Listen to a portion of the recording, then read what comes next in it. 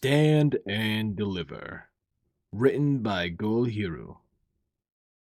Chapter 1 of Queens. In the imposing anteroom of the Imperial Revenues and Customs, the purgatory of poor, the unfortunate and oft indebted souls, sat a mantis-green mare of most harmless shy look, appropriate in the dreaded space she found herself in, devoted piously to the ruinous powers of professionalism and taxes. She was guarded by two restless sentinels, who were repaying her in earnest for every attempt at paying attention to their work. One of the wardens was constantly and mercilessly ticking clock, keeping it perfect vigil with a tick and a talk and a tick of its unrelenting pendulum.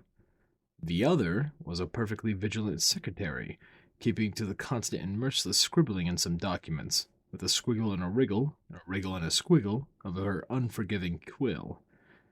Despite the waiting mare, seemingly here for her final dutiful judgment, was keeping her composure, pitying the patience of the hidden hunter against the overwhelming administrative apathy. Finally, the fated words brought ominous disturbance to her lethargic atmosphere. "Miss Ladybug, Mr. Basis will see you now." "Oh, yes, right." The trained reply came, melding together worry and timidity. Chrysalis was, after all, a master of her deceitful craft. She could not be beaten by some insidious inertia, nor did she ever become truly nervous. Impatient? Perhaps. Giddy? Oh, certainly. Every predator knew the satisfying feeling of anticipation, but nervousness was not hers. No. The time, it was all too easy to feign trepidation, however, to pretend being troubled with the prospect of meeting an official. Ha! 'Twas a clever and convincing act still. Chrysalis was, undisputedly, the most dangerous of hunters, the terrifying and excellent queen of the changelings, currently low on loyal subjects, but that was irrelevant. She was here for no other reason than to set her motion the plan to remedy that inconvenience she had suffered at the hooves of the ponies, step by clandestine step, for she was about to see her, hopefully, new accomplice and pawn, the Imperial tax collector. Making the trot of hers fairly fearful, she crossed the dangerous distance between her seat and the door of his legal basis office, observed by two birds of prey, the ticking construct and the scribbling nag. She took a deep breath and she rapped on the rich door. "Enter." A confident, calm voice, betraying conviction. Oh, this was going to be a wonderful challenge. Chrysalis timidly crossed the threshold, her eyes resting on her target. In the middle of his little court of mahogany foundations, supporting ivory towers of paperwork, he appeared a relatively young stallion, surprisingly an earth pony, as those were branded, and a clear upstart, from the looks of it. Neatly combed indigo mane, eggshell white coat, a pair of keen stoic eyes the hue of impure cobalt, possibly as at the base of his pony conscience. One could not conquer and occupy the position of a tax pony with such determination otherwise. "Welcome to the Imperial Revenue and Customs, Miss Ladybug. Would you kindly have a seat?" That felt like a polite invitation, but Chrysalis knew well that ponies of such status were all but stern, peremptory requests, even if those were hidden behind faint professional smiles. She complied, of course. She was but a small, frightened mare right then. Besides, the chair was just plush and soft enough to enjoy it, actually. "Hello, Mr. Basis," she mumbled, an uncertain greeting crossing the gazes of the eyes of her prey. "Thank you so much for finding the time to receive me." She lidded her eyes a smidgen, making herself look small, innocent, and in need of aid, for she was fully armed and ready to use all of her tools of her metamorphic trade. Regulations demand that each and every petitioner receives an opportunity to present his or her case before the Imperial tax collector, 10 minutes per capita. The stallion before her declaimed, his steady tone backed by his polite expression. "Since the business hours are ending in 9 minutes and 37 seconds, I would suggest we commence without delaying, ma'am." Chrysalis smiled inwardly. He felt like such a stickler. No wonder he made quite the name for himself over the last couple of months. Her information suggested that he managed to effectively double the Crystal Empire's tax income thanks to his innovative approach to the Revenue Act. She did not have a chance to find out what his innovation of his meant, but she was starting to grasp what it could be.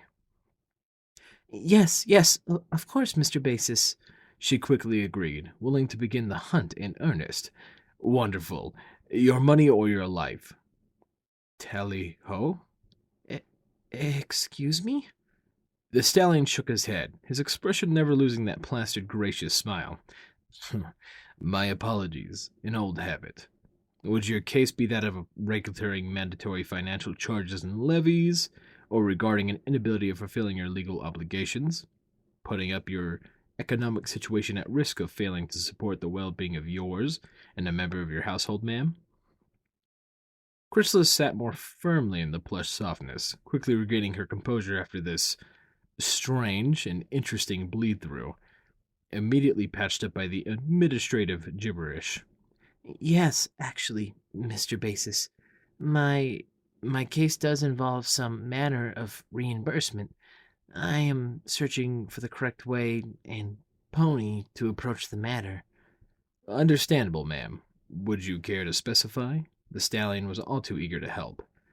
How wonderfully nice of him, and unwarranted collection of duty, erroneous calculated toll, private vendetta. Chrysalis blinked twice, 3 times, for good measure, and better luck. What? She heard herself asking. Unwarranted collection of duty, erroneously calculated toll, private vendetta. The legal basis repeated himself, still calmly smiling, with a tone that could have been very well asking her about her choice of tea. What was going on? I. Why the last option?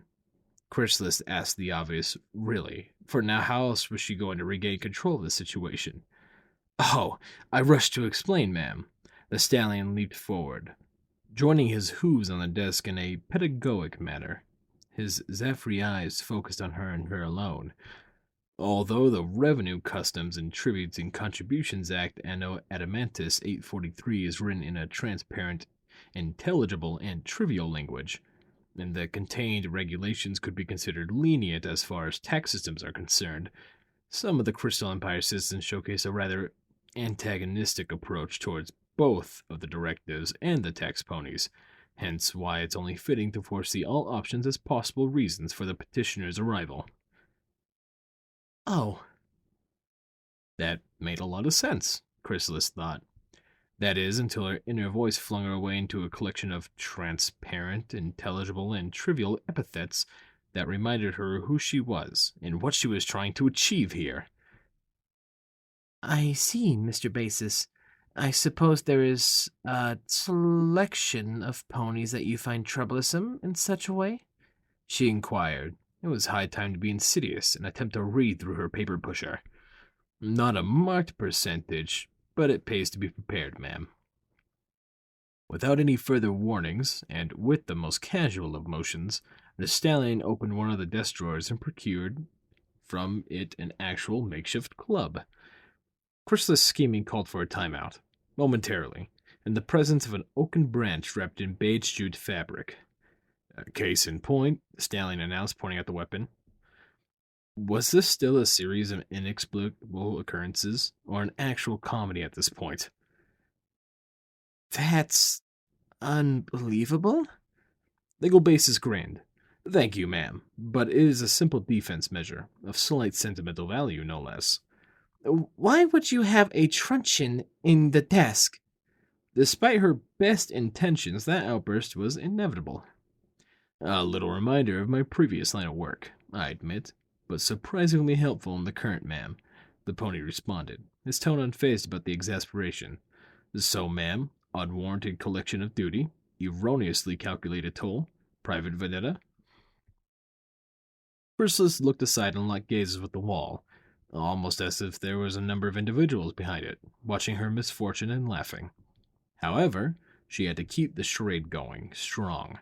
Despite the mounting confusion, she was a hunter, and she could not allow herself to be duped. I see you are a unique individual, Mr. Basis. You stand out from the administrative crowd. She pointed out, seizing her words with an amicable, sweet tone. That is very kind of you to say, ma'am. It is easy to approach a stallion like this. The legal basis raised his hoof suddenly, almost causing Chris to jump for a comfortable seat. Oh, pardon me, ma'am. I seem to have forgotten to instruct you. She cocked her eyebrow. Yes, Mr. Basis? All matters of influencing my disposition toward a petitioner, such as flattery, adulation, cajolery, fawning, blarney, spile, fraternization, seduction, up to and including favors of sexual nature, shall not achieve the intended goal. The solemnity of my position forbids me from turning the subjective. The stallion recited without blunders, but with the steady, unfaltering smile. While such attempts are privately appreciated, I refrain from mingling my profession with personal angles.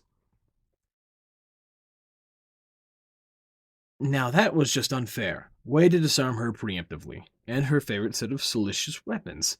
However, that was not an impenetrable tactic that she would not be deterred. I, um, I was not really aiming at that, Mr. Basis. I apologize if it appeared so. Chrysalis lied through her teeth.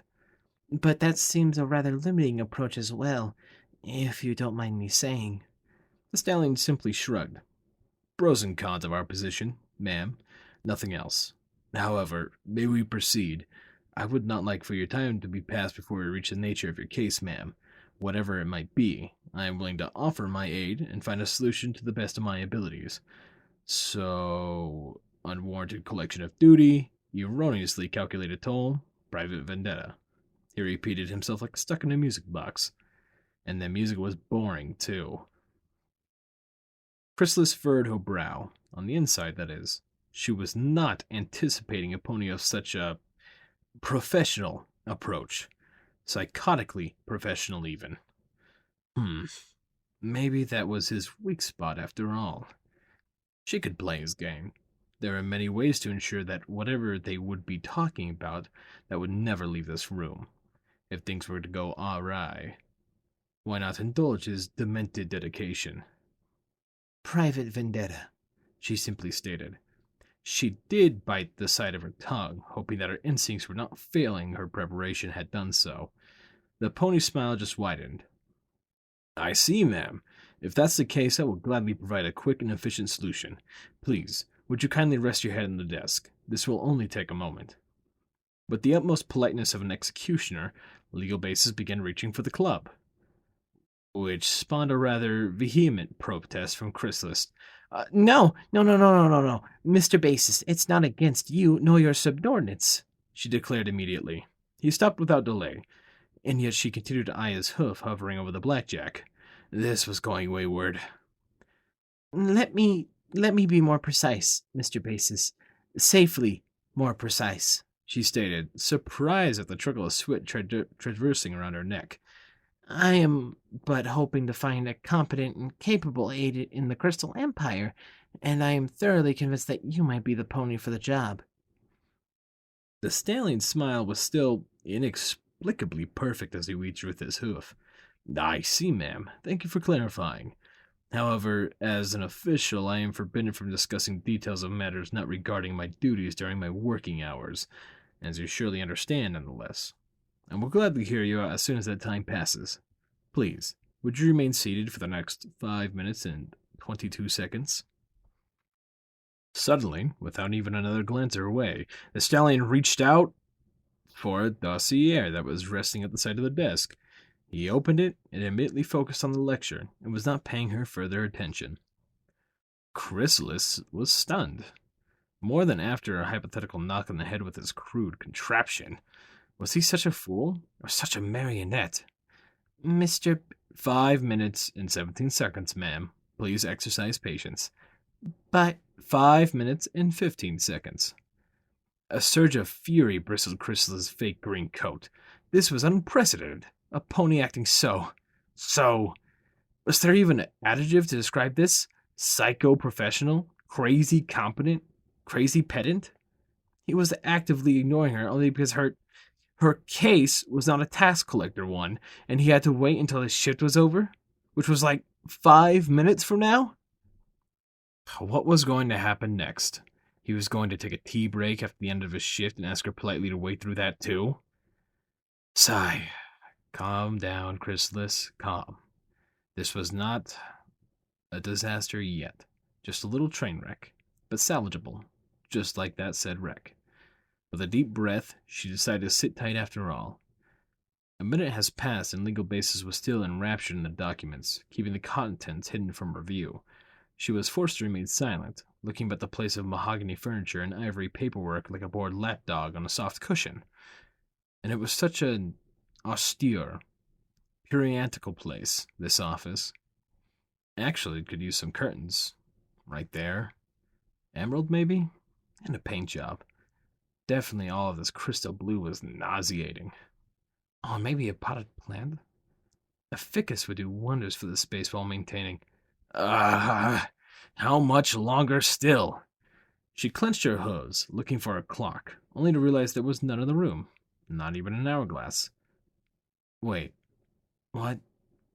Then how was he... 4 minutes still, ma'am, the stallion announced out of the sudden. She clenched her teeth and closed her eyes. Yes, of course. She would have guessed he was keeping the perfect track of time in his mind. Beautiful mind. Ha! Well, at least the chair was soft, and Chrysalis might have figured out why, to stop petitioners from falling off in moments of utter nonsense. 4 eternities later, or at least what felt like it, Legal Basis put aside the dossier and rose up from her seat. Chrysalis actually excelled in relief. Oh, good. Maybe now... Apologies, ma'am, he replied, trotting around the desk and reaching for the door. For a brief heartbeat, she became terrified she had been played. Somehow, this pony had summoned the guards and they were about to storm the chamber, or she was just about to call for them. Oh, she was not going to let him survive that mistake. However, Legal Basis' words were far less worrying. Mrs. Huntingpeck? Yes, Mr. Basis, came back the cold tone of the merciless Sentinel secretary. Miss Ladybug's case requires me staying overtime. Close and leave the office. Of course, Mr. Basis. Goodbye, Mrs. Huntingpeck. Goodbye, Mr. Basis. Chrysalis felt actually drained after hearing that exchange. There were more edible emotions at the morgue, and that was a stiff company by default. Despite her initial worries, the door closed without further fuss, which meant she could finally begin unraveling her scheme and bend this insufferable bureaucrat to her will. So, Mr. Basis... Pardon me, ma'am, the stallion interrupted her, with that constant polite grin of his, too. I require a mandatory 5-minute break after my shift before commencing overtime work. Would you like some tea? Why that? Ah! Chrysalis groaned, resting her forward on the desk. She almost wished for him to whack her with that club of his and be done with his idiocy. The idiocy persisted, instead, for he thwacked her with an infuriating civility of his. I'll take that as a yes. Would you like the cushion, perhaps, ma'am? I'll take that as a no.